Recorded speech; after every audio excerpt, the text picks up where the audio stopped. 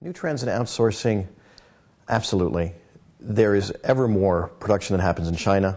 There's ever more outsourcing of technological services to India. There is non-stop movement of both development and manufacturing overseas, both to serve the American market and to serve their emerging markets. In my opinion, there's two things to remember here. One is that a rising ocean lifts all boats.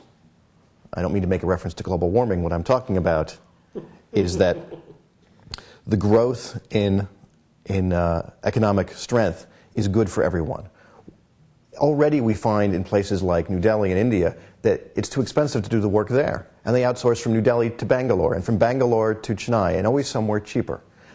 It's a good thing to grow the economic strength of any given region, because then the differences mean it doesn't make sense to go somewhere else, and we can build and increase the GDP of any given group.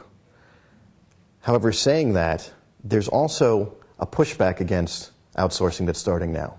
And I think that's a good thing, because companies have betrayed their customers. They've simply sent work to service desks and manufacturers, not caring about quality. And no company can survive when the quality goes down. The complaints have gone down. I think the reason for that is the same as when my mother used to give me cabbage juice for my stomach pain. It was bright green. I can remember the smell of it, and I would numb my tongue with an ice cube to keep from tasting it. It's the most horrible thing in the world. But I wouldn't complain about my stomach pains. So my mother cured the symptoms. The same is true with the service desk in India, that is not really about service, but is about preventing customers from calling in because they don't want to face the hassle.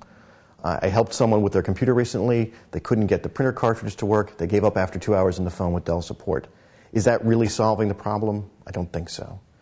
There is a gap in the marketplace now to provide good service. And that's not just simply throwing bodies at it.